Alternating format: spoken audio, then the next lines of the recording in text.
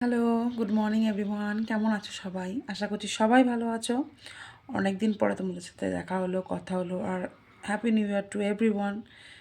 নতুন বছর সবাকার খুব ভালো কাটুক, সবাকার সমস্ত আশা পূর্ণ হোক এবং যে যেটা স্বপ্ন দেখছে তার জন্য সেটা সফলতা পায়। যেন নতুন বছরে সবাইকে অনেক অনেক শুভেচ্ছা, ছোটোদেরকে ভালোবাসা। তো নতুন বছরের শুভেচ্ছা নিয়ে আমার সবার কাছে একটা অনুরোধ। আজকাল সোশ্যাল মিডিয়াতে চারিদিকে 7 সিস্টার হ্যাভ 21 ব্রাদার্স এরকম একটা ট্রেড লাইন কন্টিনিউ চলছে। কিন্তু আমার একটা বক্তব্য হচ্ছে যে আমাদের ভারতে যখন আমাদের ভাই বোনেরা থাকে বা আমাদের যারা আত্মীয়রা থাকে তাদের যে ছেলেমেয়েরা, তাদের কি কখনো আমরা পর ভাবি না তো? তাহলে আমার নতুন বছরে সবার কাছে একটাই আবেদন যে ওই যে 7 সিস্টার্স যে কোট করা হচ্ছে, তো তাদের যে ছেলে মেয়ে তারাও আমাদের আপন পরিবার, আমাদের ফ্যামিলি।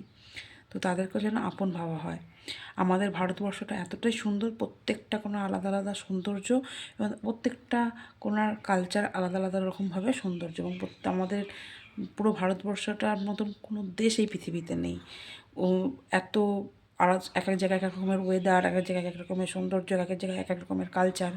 তেমনি যেমন আমরা প্রত্যেক জিনিসটাকে আমরা ভালোবাসি, পুরো অখণ্ড ভারতকে যেমন আমরা চাই, তেমনি আমাদের পুরো প্রত্যেকটা কোণার প্রত্যেকটা ভারতবাসী আমাদের আপন, আমাদের পরিবার, সেটাই ভাবতে হবে এবং এই ভাবনা নিয়ে আমাদের এই বছরটা শুরু করতে হবে। তো আজকের মতন এইটুকুনি।